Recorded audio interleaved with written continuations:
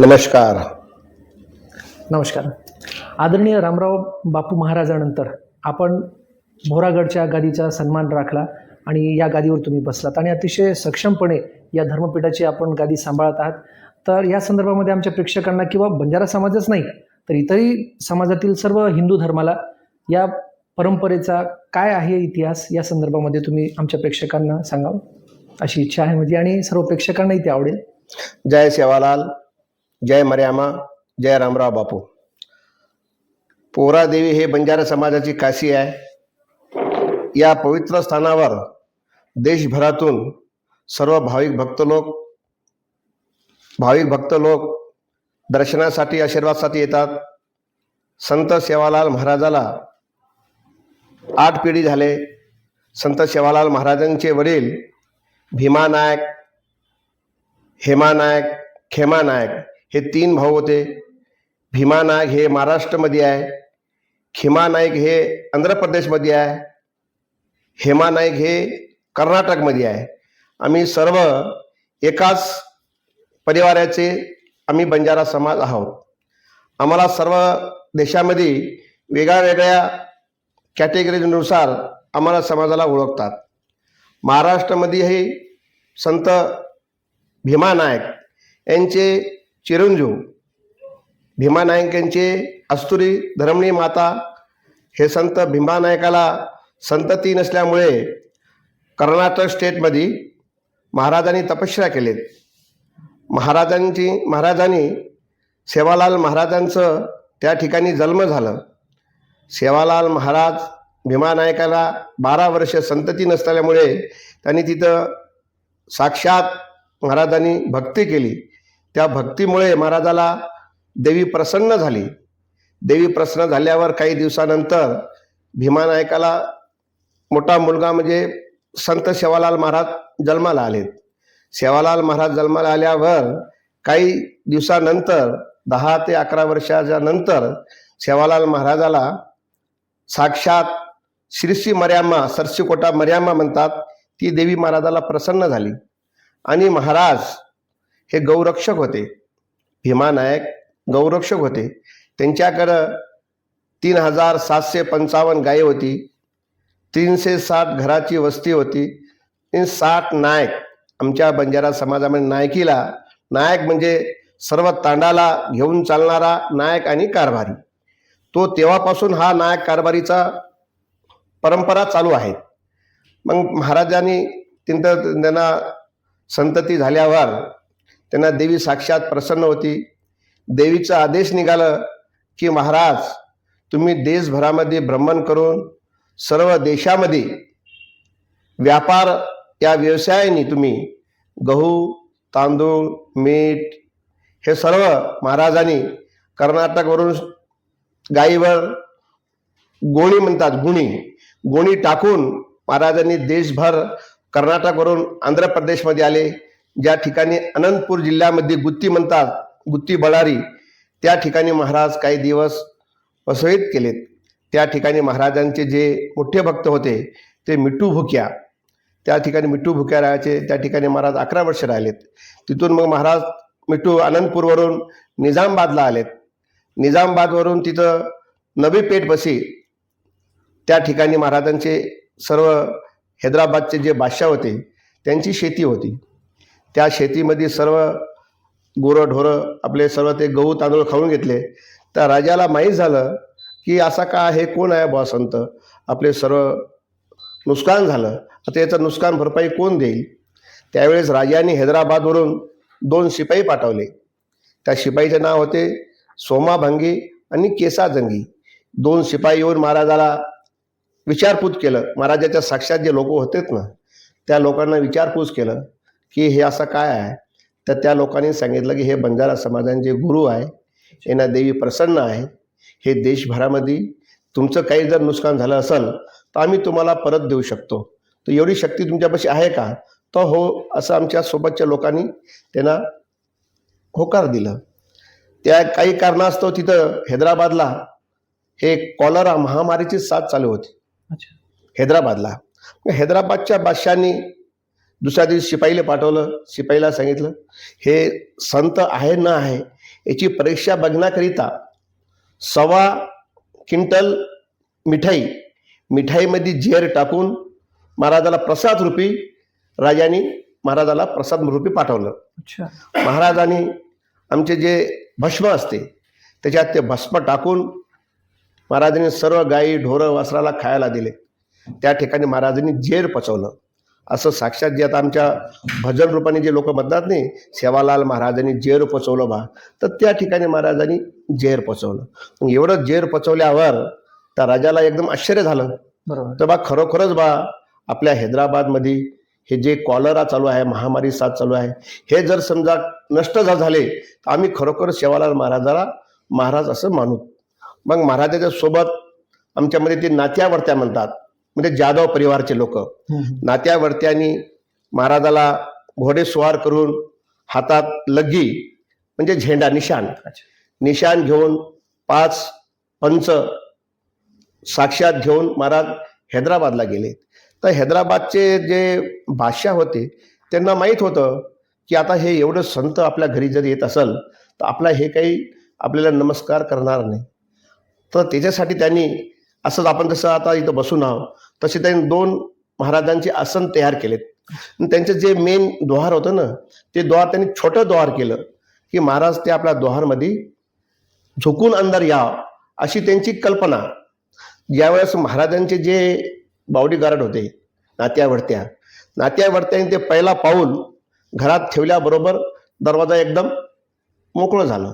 मग महाराजाला राजांनी सन्मान करून त्यांच्या आसनवर बसवलं.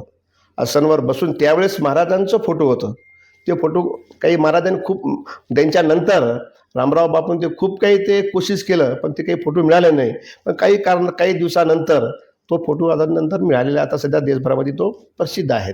मग त्यावेळेस महाराजाला तिथं सेवालाल महाराजांनी राजाला आशीर्वाद दिलं आणि आशीर्वाद रूपी त्यांना सांगितलं की तुम्ही एका मानवाला 1.25 रुपये चंदा करून माझ्या देवीला भोग लावा, तुमचं हे जे काही बिमारी आहे ते नष्ट होऊन जाईल.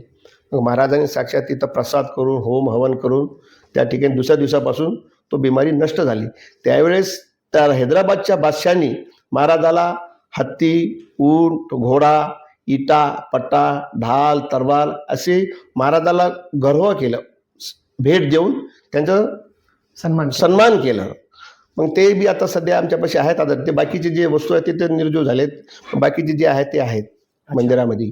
आपण पाहतो की तुम्ही धर्मगुरू आहात आणि विशेष करून तुम्ही लोकांना अंधश्रद्धा, रूढी, ज्या प्रथा परंपरा आहे ज्या वाईट आहेत त्यावर मार्गदर्शन करतात. आपण पाहतो बंजारा समाजच नाही, आता ग्रामीण क्षेत्रामध्ये बंजारा समाज जास्त आहे, परंतु इतरही समाज व्यसनाधीनता थोडी वाढलेली आहे समाजामध्ये.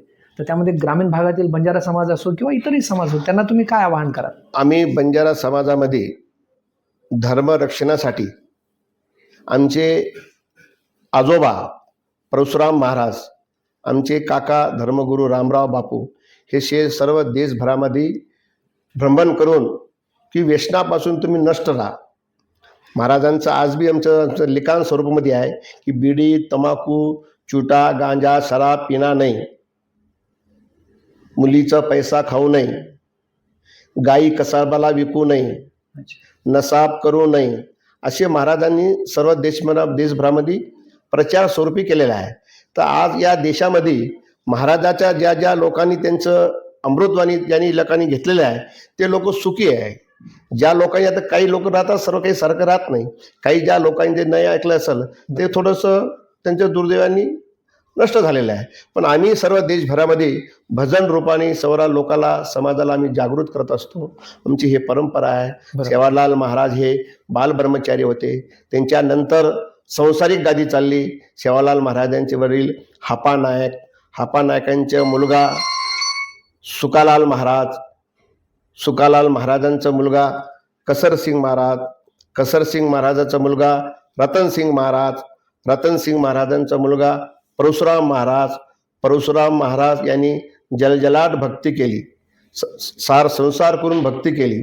तर परशुराम महाराजांनी 17/4/1978 महाराजांनी हे संत सेवालाल महाराजांचं आणि श्री रामनवमी त्यावेळेस त्यांनी स्थापन केलेले आहे.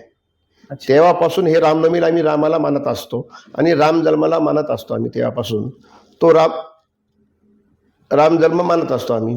आता देशभरामध्ये रामाची पूजा, रामनवमीला ही पूजा तसं असते. असं सर्व आमचं हे देशभरामध्ये. मग सेवालाल महाराज ब्रह्मचारी नंतर परशुराम महाराज यांनी 12 वर्ष सेवालाल महाराजांच्या मंदिरामध्ये अनुष्ठान केलेत.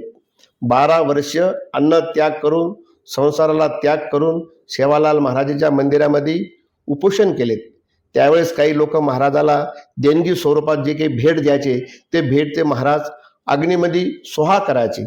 मग काही लोक म्हणायचे, बापू असं का आहे, तर हे पैसे समोर निघणार आहे आणि माझं सद्भगत येणार आहे आणि तो सर्व मंदिराचा विकास होणार आहे असं म्हटल्यावर महाराजांना लोक मग ऐकून घेतले.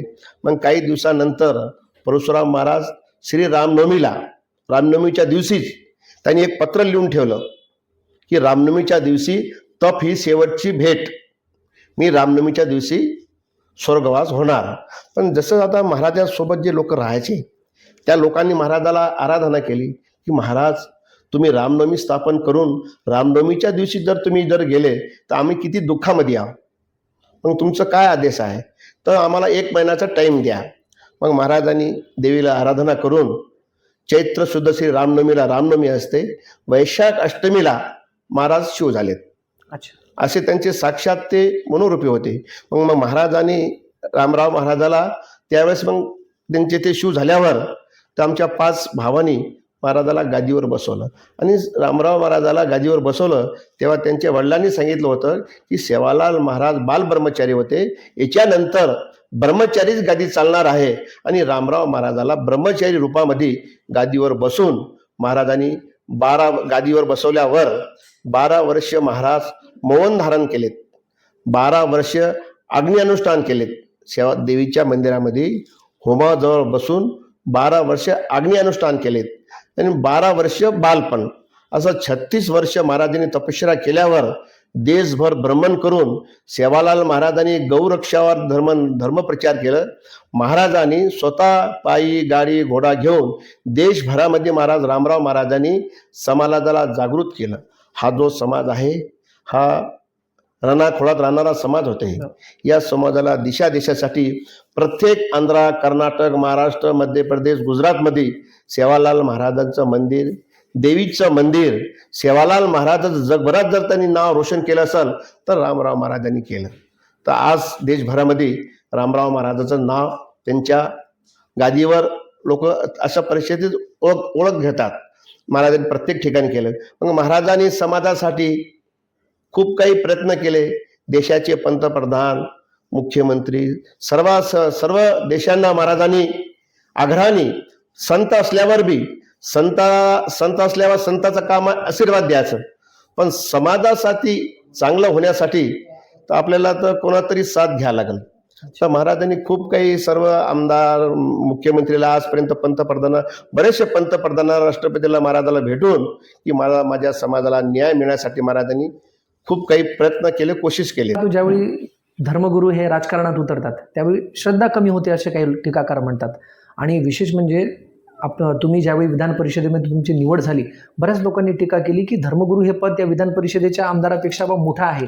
तर त्या संदर्भामध्ये तुम्हाला काय वाटते की धर्मगुरू हे परंपरापासून देवाच्या धर्माच्या रक्षणासाठी धर्मगुरू राहतात, पण धर्मगुरूसाठी समाजासाठी जे काही प्रयत्न करण्याची गरज पडते त्यावेळेस धर्मसत्ता, राजसत्ता, समाजसत्ता, जोपर्यंत तिन्ही सत्ता एका ठिकाणी होत नाही तोपर्यंत समाजाचा उद्धार होत नाही. हे काही आम्हाला ध्यानीवनीच नव्हतं. पण देशाचे पंतप्रधान नवरात्रामध्ये देवीच्या दर्शनासाठी आलेत. आता त्यांना काय वाटलं आणि काही नाही की आम्ही कधी कोणाला असं एक अर्ज नाही केलं, कोणाला आम्ही कोणाची मागणी नाही केली, काही नाही. आम्ही एक धर्माच्या रक्षणासाठी वंश परंपरानुसार आम्ही हे गादी चालवत आहोत. पण काही दिवसा पहिले बापू रामराव महाराजांनी खूप काही कोशिश केले की राजसत्यापासून समाजाला न्याय मिळू शकतात, म्हणून महाराजांनी प्रयत्न केलं. तो प्रयत्नाचा आशीर्वाद आम्हाला येणाऱ्या काळामध्ये देशाचे राज्यपाल यांनी मला एक सदस्यपद दिलं. मी काही कोणाला विनंती नाही केलं, कोणाला अर्ज नाही केलं. मी कार्यक्रमाला असताना वाशिममध्ये मला महाराष्ट्राचे मुख्यमंत्री साहेबांनी अभिनंदन केलं. त्यांच्यानंतर गिरीश भाऊंनी मला अभिनंदन केलं. त्यांच्यानंतर बावनकुळे साहेबांनी मला अभिनंदन केलं. त्यावेळेस मला माहीत झालं की अभिनंदन, मी त्यांना विचारल्यानंतर, सरजी तुम्ही अभिनंदन कशाचं करायला लागले? तर बापू म्हणे आपल्याला म्हणे राज्यपालाच्या कोट्यातून एक सदस्यपद समाजासाठी मिळत आहे म्हणे, तो तुम्ही उद्या सकाळी 11 वाजता स्वीकारण्याकरिता मुंबईला उपस्थित राहा.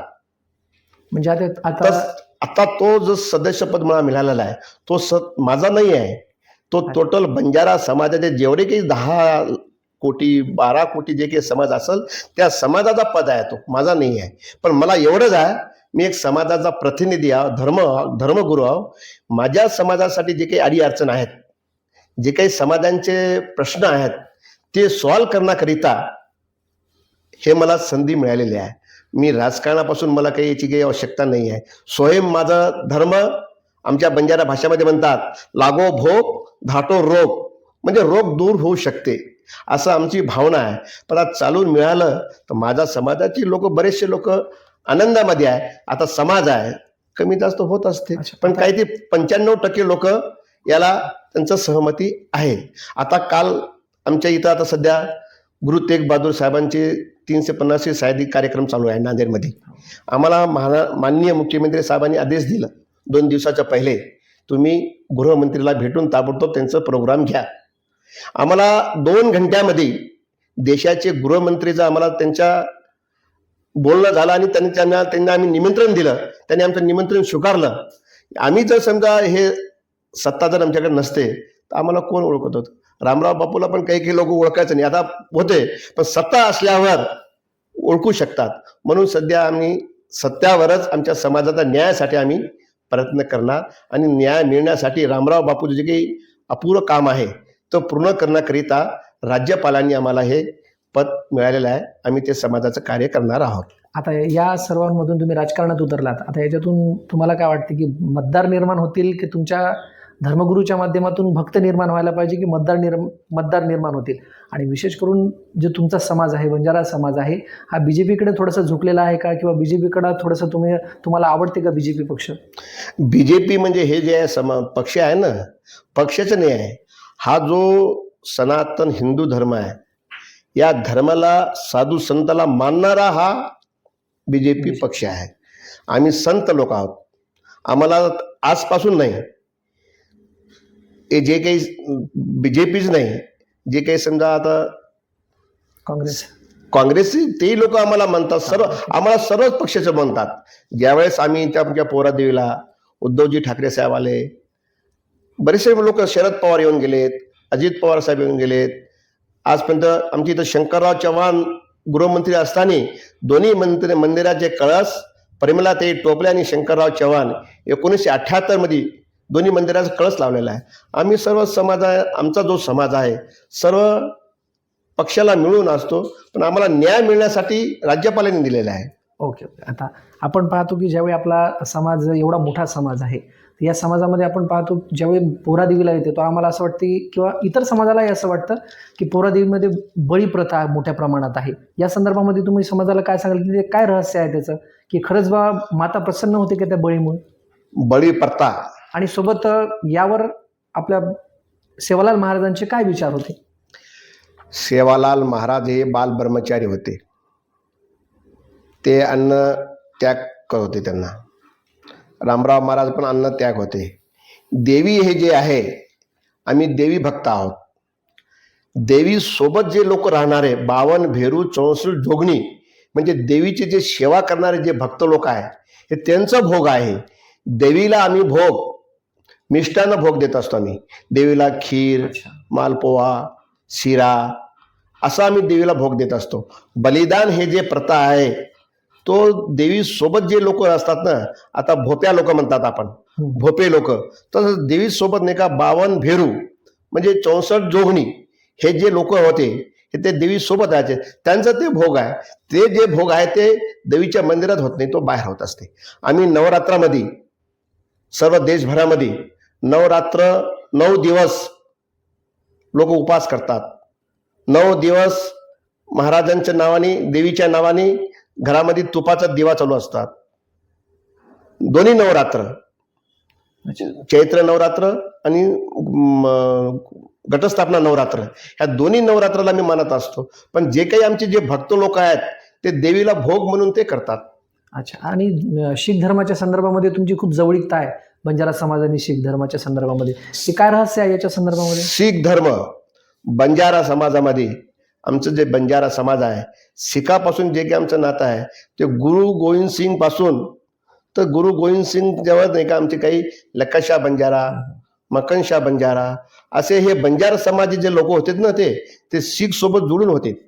आणि ज्या ज्या वेळेस आमच्या समाजावर संकट आले, आता गुरु तेग बहादूर साहेबांचं त्यांचं जे त्यांना बलिदान झालं, त्यावेळेस आमच्या बंजारा समाजांचे लकीशाह बंजारांनी त्यांना अग्निष्ठान दिलेत.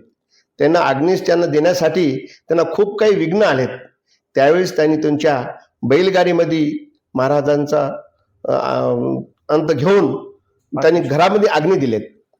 आणि त्याच्यानंतर आज जे गुरु महाराज म्हणतात, आम्ही बंजारा समाजामध्ये जे जे आमचं जे विवाह होतात, विवाहाच्या वेळेस ज्यावेळेस आमची पूजा असते त्यावेळेस आम्ही गुरु महाराजांना म्हणत असतो. त्याला म्हणतात गुरुच्या नावाचं एक रुपा जे असते ते आपले जे रुमाल असते ना ते गुरुच्या नावाने रुमाला एक रुपया बांधून आम्ही गुरुची पूजा करतो. हे परंपरापासून आम्ही बंजारा समाज आम्ही गुरुला मानतात. 1978 मध्ये पोरादेवी येथे परशुराम महाराज हैतामध्ये संत असताना नांदेड पंजाबवरून इथं गुरु इथं एक असं अधिवेशन झालं होतं. त्या अधिवेशनमध्ये बंजारा समाज आणि शीख समाजाचं अधिवेशन झालं होतं. तोच कार्य आता सध्या हैत्यामध्ये महाराष्ट्र गव्हर्नमेंटमध्ये 3 कार्यक्रम त्यांनी नियोजन केलेले आहे. एक कार्यक्रम नागपूरला झालं, दुसरा कार्यक्रम आता उद्या 24-25 नांदेडला आहे. आणि नांदेड इथं गृहमंत्री अमित शाह साहेब येणार आहेत. माननीय मुख्यमंत्री महाराष्ट्राचे, उत्तर प्रदेशाचे, आंध्र प्रदेशाचे, मध्य प्रदेशाचे असे काही मुख्यमंत्री आणि आपल्या स्थानिकचे जे काही मुख्यमंत्री, उपमुख्यमंत्री, बरेचसे सर्व मुख्यमंत्री साहेब उपस्थित राहणार आहे.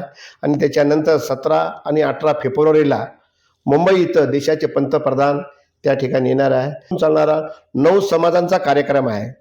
बंजारा, लभाना, शीख, सक्कलकरी, सिंधी, मोयाल, कार्तिक असे जे काही समाज आहे हे 9 समाज मिळून उद्या हा जो कार्यक्रम हा देशभरामध्ये होणार आहे.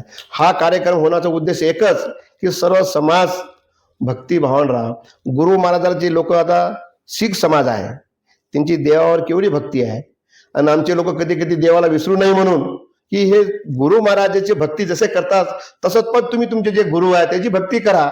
हा सर्व संदेश एका ठिकाणी चांगला व्हावा म्हणून हा सर्व परिश्रम घेत आहेत. अच्छा. आपण पाहतो की आंतरराष्ट्रीय दर्जाचं नगारा भवन ज्याच्यामध्ये बंजारा विरासत दाखवलेली आहे, अप्रतिम आहे. आम्ही बोल मनातल्याच्या माध्यमातून मी सर्व प्रेक्षकांना सांगेल की नगारा भवन आपण जरूर बघितलं पाहिजे. आणि परंतु विशेष म्हणजे इथं फक्त बंजारा समाजच जास्त येतो, तर इतर समाजांना तुम्ही काय आवाहन कराल की का बरं बंजारा समाजाचा हा नगारा भवन पोरा पाहिजे? देवी हे बंजारा समाजाची काशी आहे. इथं देवीचं स्थान आहे, सेवालाल महाराजांचं स्थान आहे आणि सेवालाल महाराजांचे परंपरा भक्त लोकांचं स्थान आहे. पण देशभरामध्ये जेवढे काही समाज आहे तो सर्व समाज या ठिकाणी दर्शनासाठी येतात. असं इथं जात पात भेदभाव हे काहीच नाही आहे. नंगारा भवन हे जे आहेत हे बंजारा समाज शिक्षणापासून वंचित होते. ज्यावेळेस आता महाराजाला 278 वर्ष झालेत त्यावेळेस आम्ही शिक्षणापासून आम्ही वंचित होतो. आणि त्यावेळेस आम्हाला आमच्या लोकांना शिक्षण नसल्यामुळे आम्ही जंगल्या खोळामध्ये राहणारा समाज होता. शिक्षणापासून वंचित असल्यामुळे आमच्यापाशी लिखाण नव्हतं. पण काही दिवसानंतर आमचे जे आजोबा पंजोबानी आमच्या समाजाचे जे काही विद्वान लोक होते त्यांनी हे सर्व डिक्शनरी लिहून ठेवलेले होते. पण काही लोकांना शिक्षणापासून वंचित असल्यामुळे की मग इथं हे जे बंजारा विरासत जे आहेत याच्यात आमच्या परंपरापासून सर्व तिथं साक्षात मूर्तीरूपी त्यांना असं दृष्टांत रूपी दाखवलेलं आहे. आता आमच्या लेडीज समाज आहे त्यांना शिक्षण नाही आहे पण त्यांना समजून जाते की बा हे धरणी माता आहे, हे पुतळा माता आहे, हे सामकी माता आहे, हे जात्यावर गहू दळत आहे, हे पूजा करत आहे, हे देवीला भक्ती करत आहे, हे सर्व आमचे संत लोक आहेत असं साक्षात दिसल्यावर हे खरोखरच ज्यावेळेस इथं देशाचे पंतप्रधान आलेत त्यांनी ते विरासत बघितलं, त्यावेळेस त्यांनी भाषणामध्ये सांगितलं सर्व काही करा पण एक वेळेस तुम्ही बंजारा विरासत बघा. त्याच्यामुळे सर्व देशभरातले सर्व समाज, बंजारा देश असं काही नाही, देशभरातले सर्व समाज, आता तुम्ही आले त्याच्या पहिले नाही का मुस्लिम समाज पण आले होते नगारा बघासाठी. आता हे सर्व जात पात इथं जवळ काही नाही, सर्व भक्तिभावाने देवावर ज्याचं श्रद्धा आहे ते सर्व लोक येऊन विरासत बघतात. विरासतमध्ये साक्षात सर्व असं म्हणजे पुतळाशीच दाखवलेले आहेत म्हणून लोक पाहण्यासाठी येतात. आपण पाहतो की बंजारा समाज हा खूप मोठा समाज आहे आणि विशेष म्हणजे आपण धर्मगुरू आहात आणि विधान परिषदेचे आमदार सुद्धा आहात. तर शासनाच्या द्वारे आपण कोणी इथं रोजगाराच्या संदर्भामध्ये काही तुमच्या योजना आहेत का? कारण इथं रोजगार कमी आहे, बराच काही देश समाज आहे तो बेरोजगार आहे, पर्टिक्युलर बंजारा समाज सुद्धा. त्यामुळे त्या रोजगाराच्या संदर्भामध्ये कोणती संधी तुम्ही इथं युवकांना उपलब्ध करून देणार आहात का भविष्यामध्ये? मी माननीय मुख्यमंत्री साहेबांना जेव्हापासून मला हे राज्यपालाचं पद मिळालं ना त्याच्या 2-4 महिन्यानंतरच मी साहेबाला स्वतः त्यांच्याशी मी मीटिंग घेतली, बोललो मी त्यांना की हा जो समाज आहे पोहरादेवी हे काशी आहे, तुम्ही एवढं फंड देऊन पोहरादेवीचा विकास केलं हे खूप कला आम्हाला आनंदाची गोष्ट आहे. पण आमचा जो समाज आहे हा सर्व मुंबई, नागपूर, दिल्ली कारखान्यावर जातात आणि हा समाज जो आहे याला समाजासाठी इथं काहीतरी चांगलं एक असं कारखाना रूपी उभारून हे सर्व आमच्या येणाऱ्या मुलाबाळांना इथं त्यांना काम मिळावं अशी मी त्यांना वारंवार त्यांना मी लेखी स्वरूपात दिलेलं आहे. मला साहेबांनी मुख्यमंत्री साहेबांना हे सर्व त्यांच्याशी मी चर्चा केलेली आहे.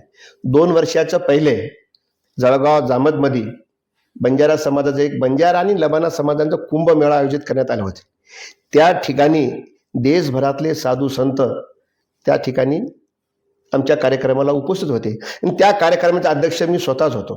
त्याच्यामुळे सर्वांना आम्ही निमंत्रण देऊन त्या ठिकाणी बोलवलं आम्ही.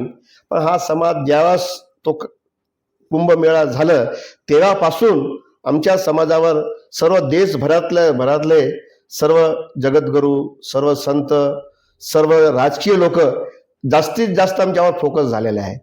म्हणून आम्ही साहेबांना नंतर त्या ठिकाणी आम्हाला माननीय मुख्यमंत्री साहेबांनी की हे बंजारा समाज जो आहे गावापासून दूर राहतात, तांडा म्हणून म्हणतात, गावापासून दूर राहतात तांडा म्हणून म्हणतात.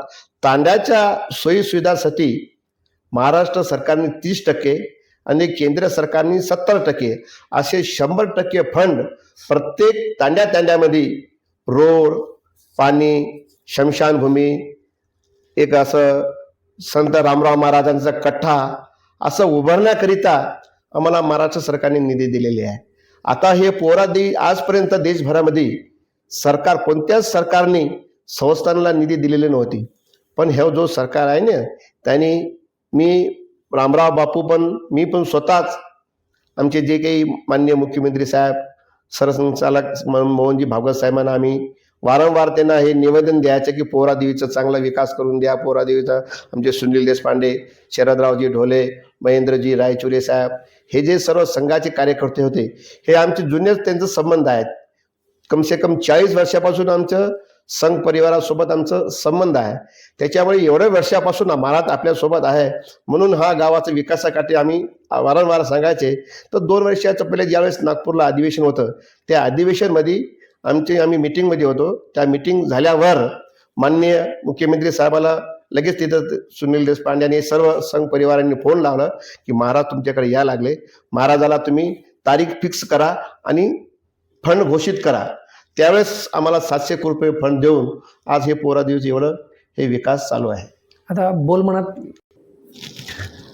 आपण धर्मगुरू म्हणून आमच्या चॅनलच्या माध्यमातून बोल म्हणतलच्या माध्यमातून बंजारा समाजाला किंवा इतरही हिंदू समाजाला तुम्ही कोणता मोलाचा संदेश द्याल? आपले हे जे चॅनल आहे हे संत सेवालाल महाराज त्यांचंच हे भविष्यवाणी आहे. सेवालाल महाराजांचं भविष्यवाणी मलकीरी खबर पलकेम कळीय, दिल्लीर खबर गल्लीम कळीय हे महाराजांचंच वाक्य आहे. अजून दुसरं त्यांचं वाक्य आहे रपिया कटोरो पाणी वकीय, म्हणजे आज जे देशभरामध्ये जे पाणीचं आहे चालू आहे ना, हे 20 रुपयाचे आपण बिस्लेरी घेऊन, हे महाराजांचंच वाक्य आहे. अजून बरेचसे काही महाराजांचे संदेश आहे. रपिया कटोरो पाणी वकीय, मायन बेटा भारी रिय, कन्नड देसेरी चकी बंदरिय, देश पट्टीरी उंबी मसळाय, बावन बराड फाकी वरजाय, हलमल बंगडी धोळे देवळेन जाय, गौ कसाबेन वेचेर छेचा, असे हे जे शब्द आहे हे महाराजांचं सर्व वाक्य आहे. त्याच्यामुळे हे जे आता तुम्ही जे चॅनल चालवत आहे हे आमचा महाराजाचा संदेश असल्यामुळे तुम्ही सर्व जगभरामध्ये हे आमचं प्रसिद्धी दिल्यामुळे आम्ही याचं खूप काही गर्व करतो. आपण आलेत, आम्हाला अभिमान आहे. धन्यवाद आमच्या बोल मनातल्या या चॅनलमध्ये आणण्याबद्दल. धन्यवाद. नवनवीन लिनन शर्टिंग व इम्पोर्टेड शूटिंगची रेंज बघण्याची, तसेच उत्सव व प्रसंगाला शोभतील अशा मनमोहक डिझाईनच्या आकर्षक साड्यांचा स्टॉक नेहमीच उपलब्ध असलेल्या मंगेश भाऊ दुद्दुलवार यांच्या उद्धव राजलिंग दुद्दुलवार कापड दुकानाला अवश्य भेट द्या. आमच्या पॉडकास्टच्या या भागाचे प्रायोजक आहेत मंगेश भाऊ दुद्दुलवार यांचे उद्धव राजलिंग दुद्दुलवार कापड दुकान, दिग्रस.